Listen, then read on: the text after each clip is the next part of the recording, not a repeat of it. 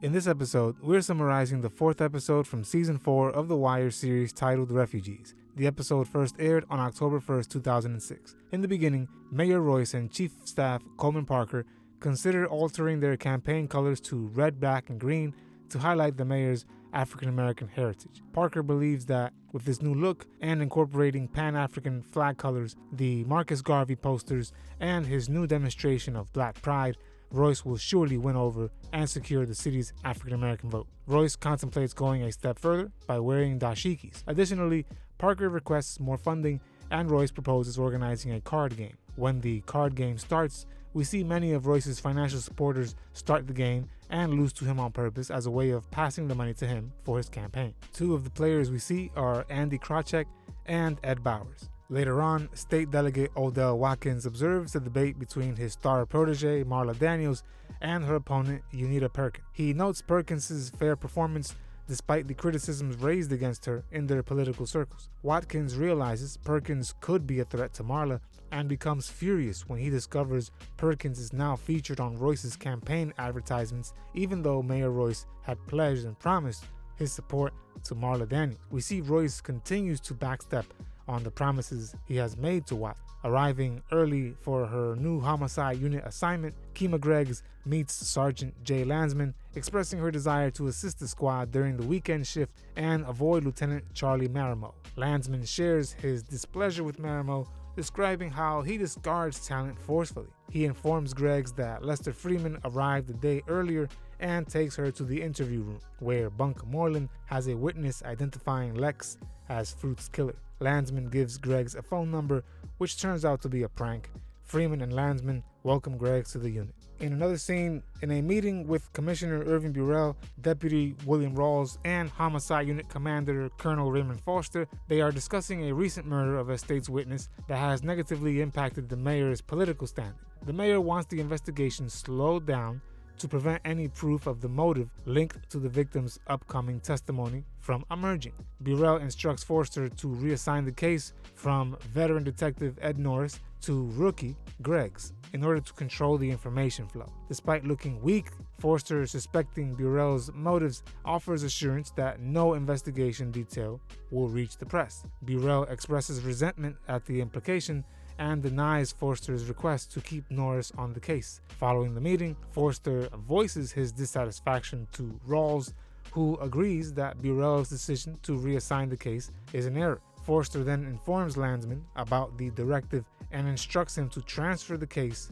to Greggs away from Norris. As the viewer, we see firsthand how the political sector conflicts with law enforcement. If a case is ever seen to hurt the current politician that is in power, it is simply swept aside. In another scene, Bunk and Freeman meet up with McNulty in the Western District. Freeman expresses disappointment in McNulty because he feels he is not utilizing his investigative skills, while McNulty feels satisfied with his current role. They discuss their new leader, Marimo's impact on the Major Crimes Unit, with Bunk sharing that Marimo is in fact known as the unit killer. Backup is then requested to serve a warrant on Lex's home. After the warrant, Freeman invites McNulty for a drink, but McNulty evades the invite. Inside Lex's home, Bunk realizes the mother is grieving and pressures her for information, but she has none to provide.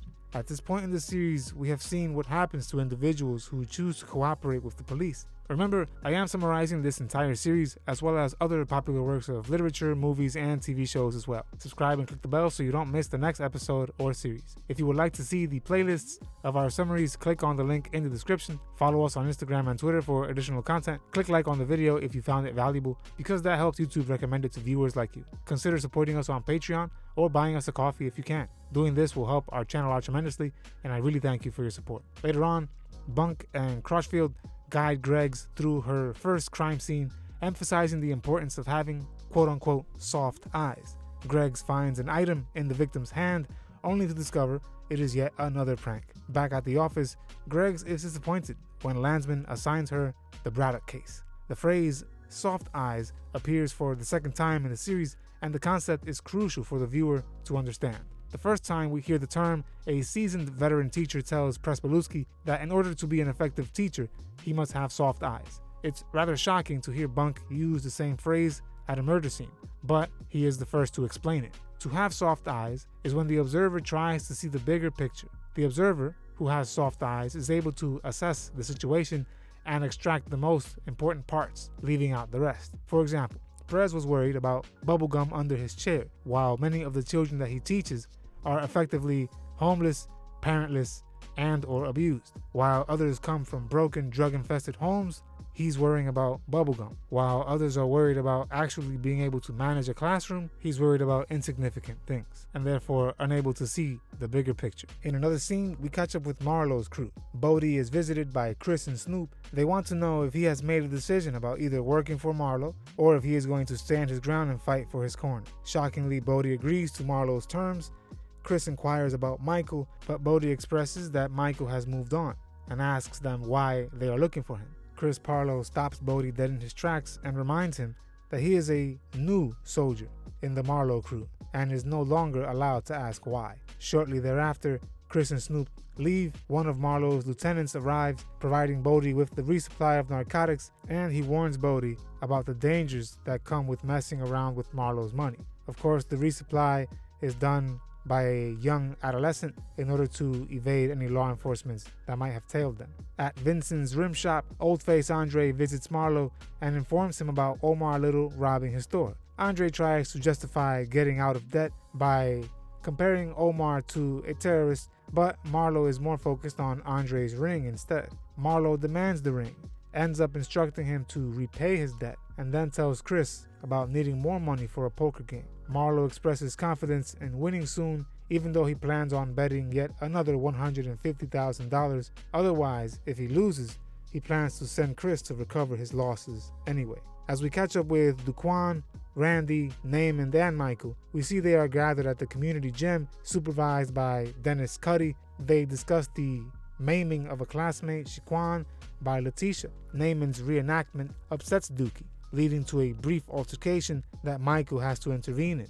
Dookie attributes Letitia's actions to her parents, while Randy reveals she comes from a group home. Cuddy, awaiting a younger fighter named Spider, offers Michael a training session when Spider does not show up. The deacon later arrives, proposing a custodian position at the boys' school for Cuddy. Later on, Randy gets caught selling food in the 6th grade cafeteria by Miss Reese, leading to a visit to Mrs. Donnelly's office. Meanwhile, Cuddy is being interviewed for a new job, and Donnelly suggests he take on the role of a truancy officer instead of a custodian due to the budget constraints. Cuddy and his colleague Marvin head out to gather children in order to bring them back to school. Cuddy later discovers that their primary goal for bringing the kids back into the school is not because they will be providing education to those children, but because a public school's funding depends on their attendance number, and the school has to meet the minimum attendance requirements for the school to receive additional funding. Essentially, children who are constantly absent only need to attend school once or twice a month for the first 2 months of the year in order for the school to secure the funds. After that, the school receives the funding for the rest of the year. That was episode number 41, titled Refugee. To watch the next or previous episode summary, click on the link in the description or at the end of this video. In the description, you will also find additional links for supporting our channel. I will see you on the next episode. Goodbye.